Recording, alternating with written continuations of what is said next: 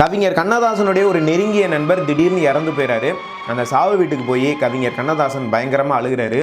அங்கே நடக்கக்கூடிய சம்பவங்களை எல்லாம் பார்த்துக்கிட்டே இருக்காரு. மிகப்பெரிய சோகத்தோட அந்த நண்பருடைய இறுதி ஊர்வலத்தில் நடக்க ஆரம்பிக்கிறாரு. ஒரு மனுஷன் சாகும்போது பொண்டாட்டி, புள்ள, சொந்த பந்தம், அவன் தேடிய புகழ், செல்வம் எதுவுமே இல்லாமல் ஒருத்தன் தனியாக போகிறானே அப்படின்னு சொல்லி வருத்தப்பட்டுக்கிட்டே இருக்கும்போது இதே மாதிரி பொருளில் வரக்கூடிய ஒரு பழைய தமிழ் பாடல் ஒன்று கவிஞர் கண்ணதாசன் அவர்களுக்கு நினைவில் வருகிறது. அதனுடைய எளிய வடிவமாக ஒரு புதிய பாடல் ஒன்று அவருடைய மனதிலே பிறக்கிறது.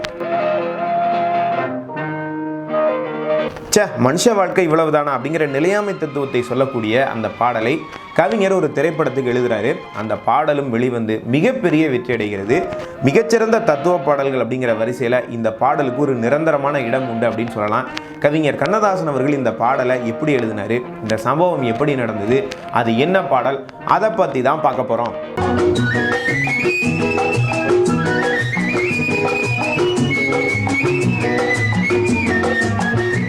பொதுவாக கவிஞர் கண்ணதாசன் அவர்களை பொறுத்த வரைக்கும் அனுபவ கவிஞர் அப்படின்னு சொல்லுவாங்க. அதாவது அவருடைய வாழ்க்கையில் நடந்த இன்ப துன்பங்கள், அதிலிருந்து அவருக்கு கிடைத்த அனுபவ கருத்துக்கள், இதெல்லாம் அந்த பாட்டுக்குள்ளே கொண்டு வந்து வைப்பார். அதனால தான் அந்த பாடலை கேட்கும்போது இது நம்ம வாழ்க்கையில் நடந்த ஒரு விஷயத்தை நம்மளே எடுத்து புரட்டி பார்க்குற மாதிரி இருக்குது அப்படின்னு சொல்லி அவருடைய பாடல்களை மக்கள் எல்லாருமே ரொம்பவே ரசிப்பாங்க. அது மாதிரி அவருடைய வாழ்க்கையில் நடந்த ஒரு உண்மை சம்பவம். அவருடைய நெருங்கிய நண்பர் திடீர்னு அகால மரணம் அடைகிறார் இளமையிலேயே. என்னடா நண்பர் இவ்வளோ சீக்கிரமாக போயிட்டார் அப்படின்னு சொல்லி அதிர்ச்சியில் கவிஞர் கண்ணதாசன் போகிறாரு. அந்த நண்பருடைய அந்த மரண வீட்டுக்கு, சாவு வீட்டுக்கு போயிட்டு பயங்கரமாக அழுகிறாரு. அதுக்கப்புறம் அங்கே நடக்கக்கூடிய அந்த காட்சிகள், சம்பவங்கள் எல்லாத்தையும் பார்க்குறாரு. சாவு வீட்டில் நல்லதும் பேசுவாங்க, கெட்டதும் பேசுவாங்க. நிறைய உறவுக்காரன் பல பஞ்சாயத்துகள், பிரச்சனைகளை அங்கே சொல்லிக்கிட்டு இருப்பான், சொத்து சண்டை போட்டுக்கிட்டு இருப்பாங்க. அதுக்கப்புறம் இதுக்கெல்லாம் நடுவில் நண்பர் இறந்து போயிட்டாருங்கிற சோகத்தோடு பார்த்துக்கிட்டே இருக்காரு. மனைவி அழுகிறாங்க, குழந்தைங்க அழுகிறாங்க. அடுத்து சடங்கெல்லாம் பண்ணி நண்பருடைய உடலை குளிப்பாட்டுறாங்க. இன்னும் கொஞ்சம் நேரத்தில் எடுத்துகிட்டு போயிடுவாங்களே அப்படின்னு சொல்லிட்டு கவிஞர் அப்படியே பார்த்துக்கிட்டே இருக்கார். இந்த மரண ஊர்வலத்தில் போகும்போது கவிஞர் ஒரு விஷயத்தை யோசிக்கிறார். அவருடைய இந்த சுற்றம், நட்பு இதெல்லாம் வீட்டோட முடிஞ்சு போயிடுச்சு. இதுக்கப்புறம் பார்த்திங்கன்னா அந்த வீட்டு பெண்கள் அவங்க தெருமுனை வரைக்கும் தான் வருவாங்க. அவங்க அவங்க அதுக்கப்புறம் அந்த பிரேதத்தை வழி அனுப்புகிறாங்க. அந்த இறுதி ஊர்வலத்தில் போய்கிட்டே இருக்கும்போது கவிஞருக்கு மனசில் ஒரு எண்ணம் உருவாகுது. அதாவது சொந்தக்காரங்க ஒரு இடத்தோடு நின்றுட்டான், மனைவி குழந்தைகள்லாம் ஒரு இடத்தோடு நின்றுட்டாங்க, பெத்த பிள்ளைங்க மட்டும் வந்துட்டு இருக்காங்க. அவங்களும் சுடுகாட்டில் என்ன பண்ணிட்டு போயிடுவாங்க, ஒருத்தர் தனிமையில் விட்டுட்டு போயிடுவாங்க. அப்போ கடைசி வரைக்கும் ஒரு மனிதனோட இதுதான் பயணிக்கும். அவனுடைய உறவு, சுற்றம், நட்பு, மனைவி, குழந்தைகள் எல்லாம் ஒரு கட்டம் வரைக்கும் தான் வருது. அதற்கு பிறகு என்ன இருக்கும் அப்படின்னு சொல்லி கவிஞர் வேதனையோட அந்த நண்பர் மரணத்தை பற்றி யோசிச்சுட்டு இருக்கும்போது இதே பொருளில் இருக்கக்கூடிய ஒரு பழைய பாடல், பட்டினத்தார் எழுதிய ஒரு தத்துவ பாடல் அவருடைய ஞாபகத்துக்கு வருது. அது என்ன பாடல் அப்படின்னா, அத்தமும் வாழும் அகத்து மட்டே, விழி அம்பொழுக மெத்திய மாதரும் வீதி மட்டே, விம்மீறு கைத்தல மேல் வைத்தலும் மைந்தரும் சுடுகாடு மட்டே, பற்றி தொடரும் இருவினை பாவ புண்ணியமே. அதாவது எல்லாமே ஒரு அளவுக்கு தான் வரும். சுற்றம், நட்பு, வீடு வரைக்கும், மனைவிங்கிறவங்க திருமணம் வரைக்கும் வருவாங்க, குழந்தைகள் சுடுகாடு வரைக்கும் வருவாங்க. ஆனால் கடைசி வரைக்கும் ஒரு மனிதன் கூட எது வரும் அப்படின்னா, அவன் செய்த பாவமும் புண்ணியமும் தான் அவன் இறந்து போனதற்கு பிறகு அவன் கூட வரும். பற்றி தொடரும் இருவினை பாவ புண்ணியமே அப்படிங்கிற அந்த பட்டினத்தார் பாடல் அவருடைய ஞாபகத்துக்கு வருது.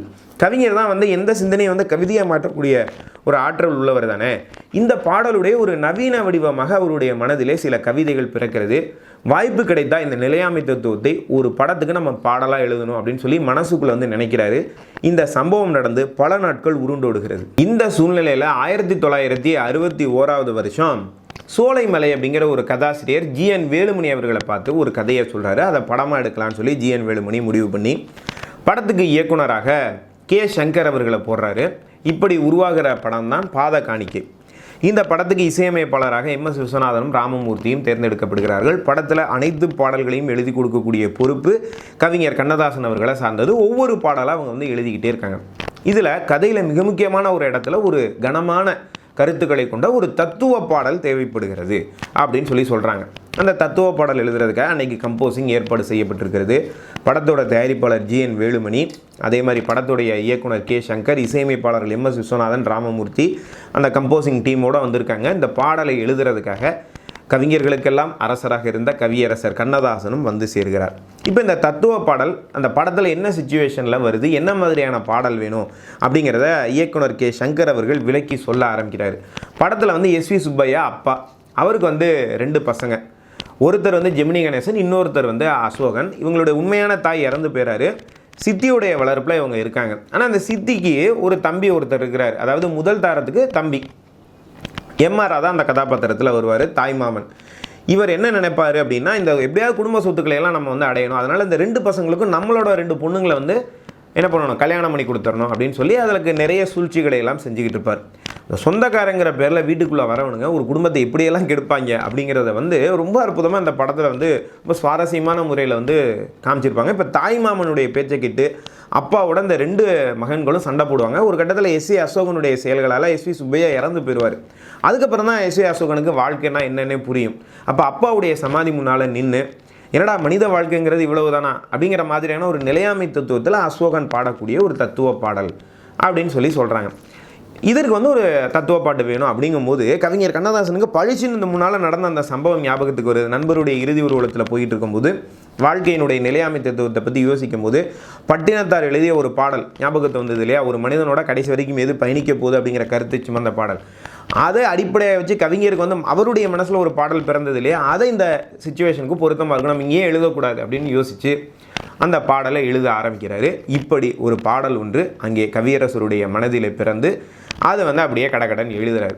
இதை வாங்கி பார்த்தா எல்லாருமே மிகப்பெரிய ஆச்சரியத்துக்கு உள்ளாகிறார்கள். படத்துடைய தயாரிப்பாளர் ஜிஎன் வேலுமணியிலேருந்து, படத்தோடைய இயக்குனர் கே சங்கர்லேருந்து, என்னென்னா இது பழைய தமிழ் பாடல் மாதிரியே இருக்குது, ஆனால் எளிமையான வடிவத்தில் புரிகிற மாதிரி எழுதியிருக்கீங்களே அப்படின்னு சொல்லி இது ஒரு சங்க இலக்கிய பாடல் மாதிரி இருக்கேன்னு சொல்லி எல்லாரும் ஆச்சரியப்படுறாங்க. எம்.எஸ். விஸ்வநாதன் அவர்களும் ராமமூர்த்தி அவர்களும் அற்புதமான இசையை அந்த பாடலுக்கு தருகிறார்கள். இந்த பாடல் வெளிவந்து மிகப்பெரிய வெற்றியடைகிறது. அதாவது தத்துவ பாடல்கள் தமிழில் வந்த மிகச்சிறந்த பாடல்கள் அப்படின்னு எடுத்துக்கிட்டிங்கன்னா இந்த பாடலுக்கு ஒரு நிரந்தர இடம் உண்டு அப்படின்னு சொல்லலாம். அதாவது பட்டினத்தார் பல 100 வருடங்களுக்கு முன்னால் எழுதிய ஒரு வாழ்க்கை நிலையாமை தத்துவத்தை இன்றைக்கி இருக்கக்கூடிய மனித குலத்துக்கு புரிகிற மாதிரி எளிமையான வார்த்தைகளில் கண்ணதாசன் ஒரு புதிய பாடலாக உருமாற்றினார் அப்படின்னு சொல்லலாம். இப்படியே சொல்லிக்கிட்டே இருக்கும்போது இது என்ன பாடல் அப்படின்னு தெரிஞ்சுக்கக்கூடிய ஆர்வம் உங்களுக்கு வந்திருக்கும். பாதி பேர் என்ன பாடல் அப்படின்னு சொல்லி கணிச்சிருப்பீங்க. அது என்ன பாடல் அப்படின்னா, வீடு வரை உறவு, வீதி வரை மனைவி, காடு வரை பிள்ளை, கடைசி வரை யாரோ அப்படிங்கிற பாடல். வீடு வரை உறவு, வீதி வரை மனைவி, கடைசி வரை யாரோ. இந்த பல்லவியை விட கவிஞர் கண்ணதாசன் ரொம்ப சிறப்பாக ஒரு தொகையரா ஒன்று எழுதியிருப்பார். ஆடிய ஆட்டம் என்ன, பேசிய வார்த்தை என்ன, தேடிய செல்வம் என்ன, திரண்டதோர் சுற்றம் என்ன, கூடு விட்டு ஆவி போனால் கூடவே வருவதென்ன அப்படின்னு கேட்பார்.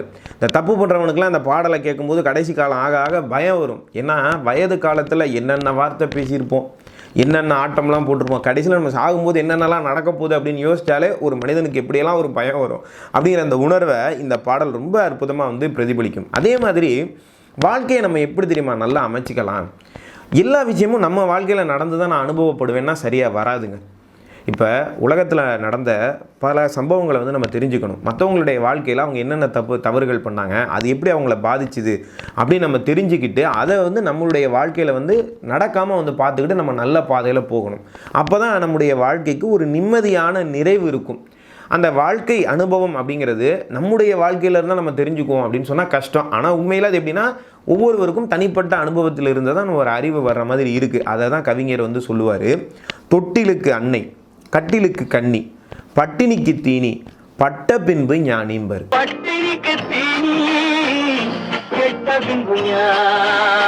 அதே மாதிரி மரணத்தை பொறுத்த வரைக்கும் ஒவ்வொருத்தருக்கும் இருக்கக்கூடிய ஒரு பயம், மரணத்தை பற்றிய ஒரு பார்வை அப்படிங்கிறது வந்து மாறும். சில பேர் என்ன சொல்லுவாங்கன்னா வாழும்போதே விரக்தியில் சொல்லுவான், எப்படா சாவு வரும்னு நான் காத்திருக்கேன் அப்படிமா. உண்மையிலே சாவு வர்ற மாதிரி இருக்குன்னு வச்சுக்கோங்களேன். அப்போ சாகிறதுக்கு விருப்பப்படுவானா, நான் இன்னும் கொஞ்ச நாள் இருக்கணும்னு ஆசைப்பட்றேன் அப்படிமா. இதுதான் பொதுவான மனித குணம். ஆனால் உண்மையிலே வந்து பார்த்திங்கன்னா செத்து போனவனை போய் நம்ம வந்து அவன்கிட்ட பேசலாம் அப்படிங்கிற மாதிரி ஒரு வாய்ப்பு இருந்ததுன்னா அவங்களாம் மறுபடியும் வாழணும்னு சொல்லி ஆசைப்பட்டாலும் படுவாங்களாம். இதை கவிஞர் வந்து சொல்லுவார், சென்றவனை கேட்டால் வந்துவிடு என்பான், வந்தவனை கேட்டால் சென்று விடு என்பான் அப்படிங்கிற கருத்தில் இந்த விஷயத்தை அழகாக பதிவு பண்ணுவார். சரி, இப்போ வந்து நம்ம பாடலை வந்து முடிக்கணும்.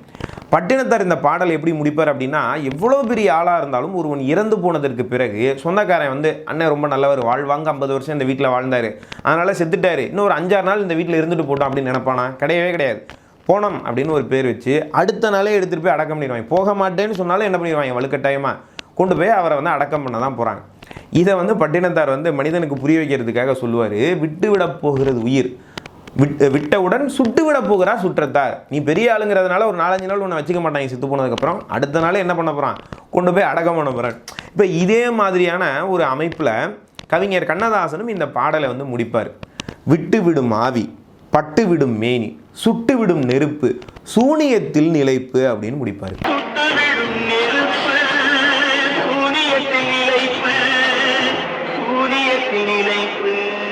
இப்படி கவிஞர் இந்த பாடல் எழுதி முடித்த உடனே இந்த பாடலுக்கு MS விஸ்வநாதனும் ராமமூர்த்தியும் கம்போசிங் பண்ணி அற்புதமாக ஒரு பாடல் உருவாயிடுது. இப்போ இந்த பாடலை பாடுறதுக்காக TMS அவர்கள் வராரு.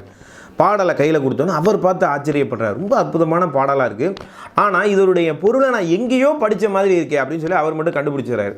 உடனே கவிஞர் கண்ணதாசன் வந்து சொல்கிறார், இது மாதிரி பட்டினத்தாருடைய அந்த பாடலை தான் நான் வந்து எளிமைப்படுத்தி எழுதியிருக்கேன் அப்படின்னு சொல்லி சொல்லும்போது TMS அவர்கள் ஒரு ஆச்சரியமான முறையில் அந்த பாட்டில் வந்து சந்தேகம் கேட்குறாரு. ஓ, அந்த பாட்டு தான் இதுவா சரின்னு சொல்லிட்டு அந்த பாடலை படித்து பார்த்துட்டு சொல்கிறாரு, அதை வந்து அப்படியே எளிமைப்படுத்தி எழுதியிருக்கீங்க, ஆனால் அது 4வது வரியில் வந்து வேற ஒரு பொருளில் வருது, ஏன் அதை மட்டும் நீங்கள் விட்டுட்டீங்கன்னு கேட்குறாரு.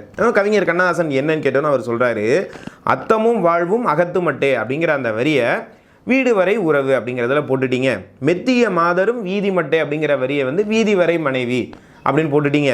அதே மாதிரி வைத்தலும் மைந்தரும் சுடுகாடு மட்டை அப்படிங்கிற 3வது வரியை காடு வரை பிள்ளை அப்படின்னு போட்டுட்டீங்க. 4வது வரியில் இவங்கெல்லாம் யாரும் வரமாட்டாங்க. 4வது வரியில் என்ன சொல்கிறாருன்னா, எது அப்போ கூட வரும் அப்படின்னா, பற்றி தொடரும் இருவினை பாவ புண்ணியமே, உன்னுடைய பாவ புண்ணியம் கடைசி வரைக்கும் கூட வரும் அப்படின்னா பட்டினத்தார் சொல்லியிருக்காரு. அதனால் கடைசி வரை பாவ புண்ணியம் வருங்கிற மாதிரி தானே ஏதாவது எழுதணும்.